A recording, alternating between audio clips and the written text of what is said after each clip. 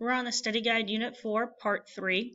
So 37, why would a defendant accept a plea bargain and why would a prosecutor even offer one?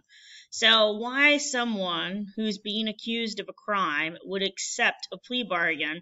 It's for a lesser charge or sentence. So sometimes when a defendant gets all the evidence and they've been showed everything that the prosecutor is going to use against them and the possible harsh punishment or the sentence or whatever it is they're going to go for. Sometimes defendants will take the plea bargain. So, like, they're going to go after maybe the death penalty in a first-degree murder case. They might drop the death penalty and just do life in prison without the possibility of parole. So sometimes the defendant, the accused, will take that plea bargain. But whatever the plea bargain is, it has to be approved by the judge. So you can't just do plea bargains without the judge agreeing to it. So the next part of the question is, why would a prosecutor, the state attorney, even offer a plea bargain? It does save a lot of time and money for the taxpayers. When you're talking about trials, they are very expensive. When you talk about trying certain people like celebrities, it even gets even pricier, just because of security and the amount of time that's going to go into the trial. So it's a lot of money.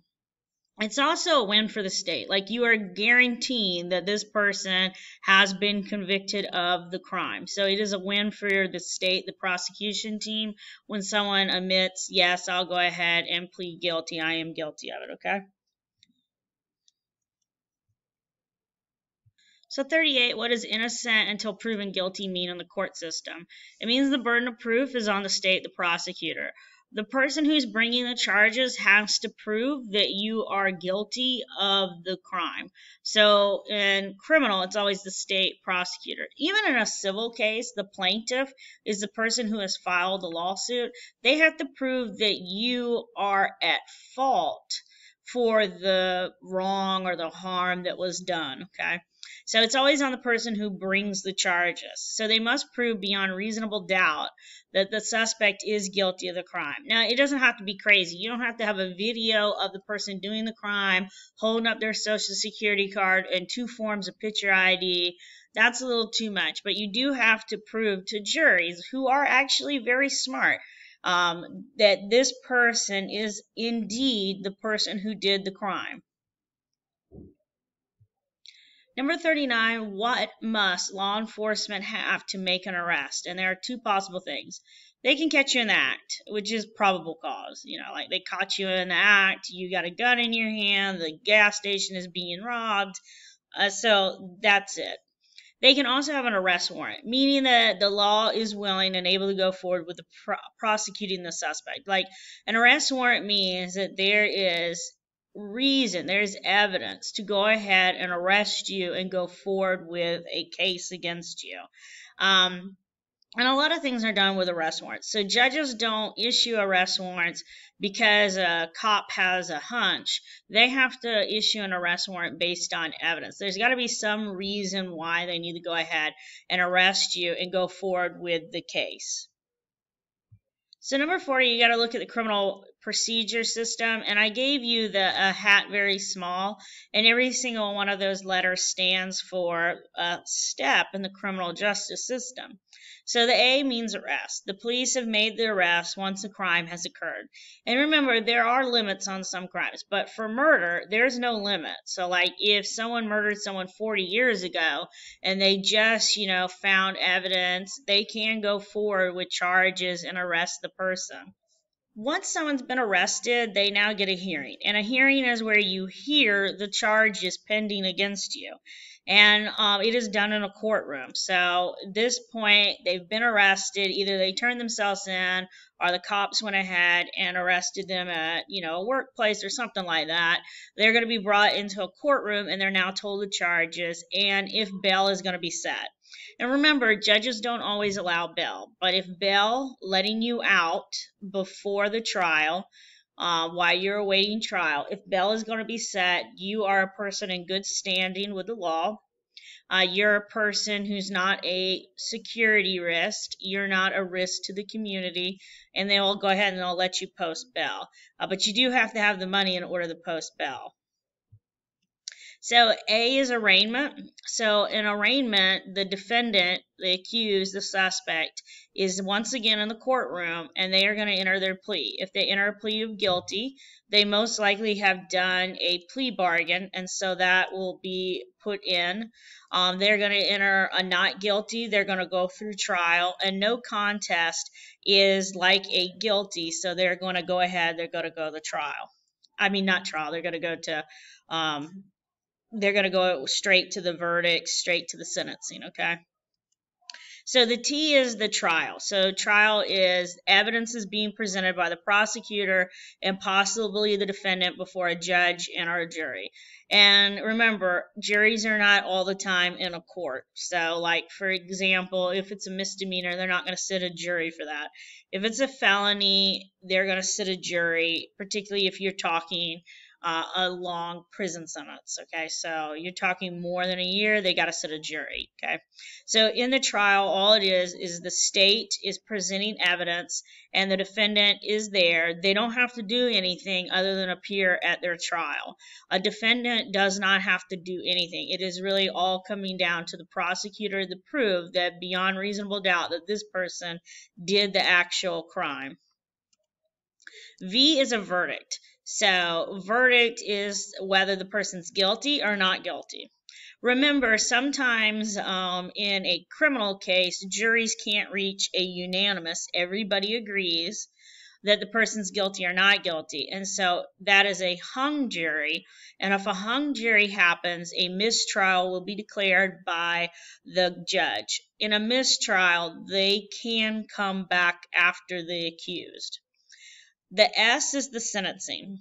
So in a sentence, there's the punishment. Now, if the person was found innocent, they were acquitted, they were found not guilty, then you don't have a sentence. They are free to go with the apologies of the court.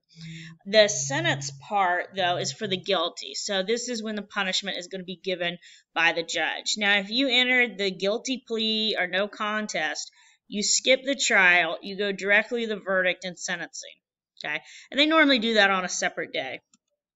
So 41, what is the civil procedure? And you have to explain each part.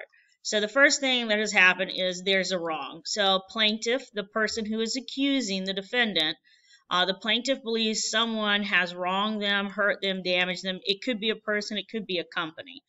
Maybe they've hurt them personally, it could be their property, and so they decide that they're going to file a lawsuit. They're going to sue. Okay.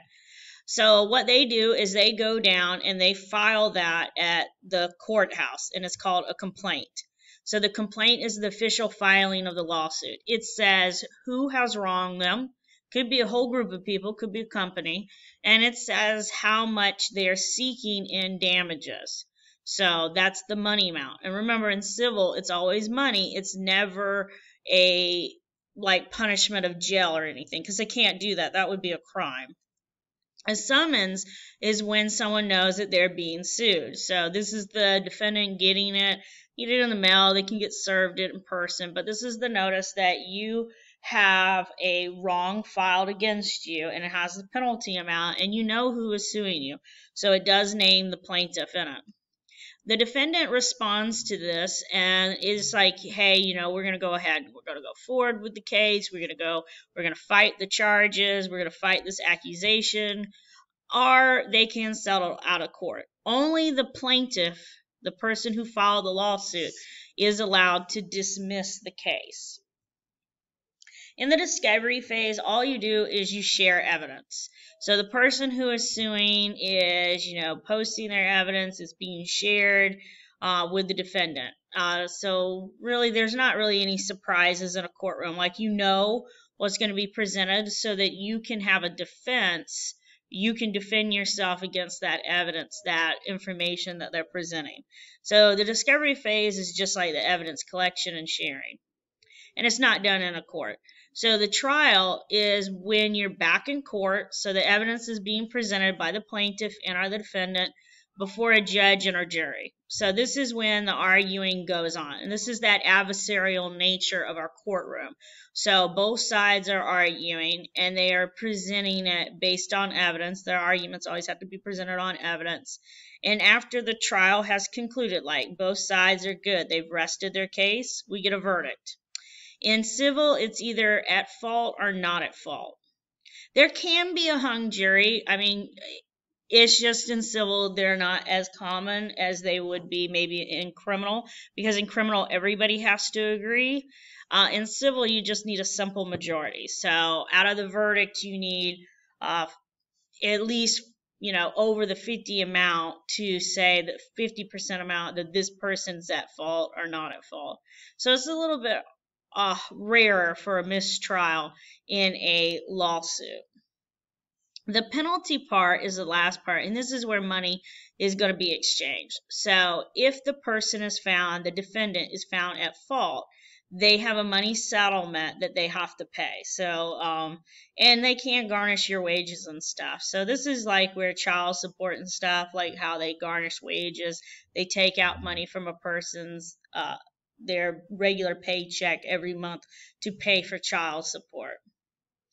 42, what is the point of punishment? It is really meant to deter, stop, prevent crime in the future. So when you look at punishment, it is meant to make people think before they do something. So like parking in a handicapped parking space, it's a fine of up to $500. Okay, so if you do it just for 5 minutes while you ran into the store real quick, but you didn't have a handicapped parking pass, you get a ticket for it. And it's meant to, and the next time when you're having to run into a store real quick, you're like, I don't know if it's worth $500. So it's meant to kind of deter people from committing crimes again. So some judicial terms that you need to know. Perjury is anytime someone has lied under oath. So if a witness goes up there and they say the person was with them when they weren't, that's lying. And if you get caught, there is a punishment of jail time attached to it. A prosecutor is the state attorney who tries the suspect. They are going after the suspect, the defendant, the accused. Okay. A mistrial is any time a jury cannot reach a verdict. And so in criminal, they can come back after you. So this is like they couldn't acquit you, they couldn't find you innocent, and they couldn't find you guilty. It could be just one juror, but at the end of the day, it's a hung jury and a mistrial will be declared. A hung jury, they cannot reach a unanimous ruling. Everybody agrees in criminal, a majority in civil. A remand is when the case is sent back to a lower court in an appeals case. So you remand it, and this would be the court, they send it back to the lower case. Uphold is when the verdict, the ruling is fair and it stands in an appeals case. So sometimes they uphold the ruling. It's good, it's fine. Okay. So we're going to look at each of these terms relating to the passage of bills in the law process. So a conference bill is any time the Senate and the House don't agree on a bill. So the House passed one version, the Senate passed another. So because they don't agree, they form a committee, and it's a conference committee. The bills have to be identical before they can go to the president or a governor to sign in the law. A filibuster bill, remember, is only done in the Senate, and it's when they talk a bill to death so that they can prevent a vote. So they don't want the bill, they don't want this proposed law to pass, so they filibuster. And remember, you can do a cloture to end it. The C is the recalled bill. So this sometimes happens when they remove a bill. So they are not going to do it anymore. Remember, bills becoming law is a very complicated process, but the purpose is to ensure that the bills are really the true will of the people. So 45, how is most work completed in Congress? It's done by a committee system. You're assigned to a committee, and it's based on seniority system. So the people who have served the longest get the committees that they really prefer, they want. Number 46, you had to put it in order how a bill becomes a law. The first thing is Congress is going to introduce that bill. Then it's going to go to an appropriations committee. So it's going to go to the appropriate committee. And then it's going to go to number 3, the bill goes to the floor for debate, and then it's going to go to get voted on, and then it goes to the president.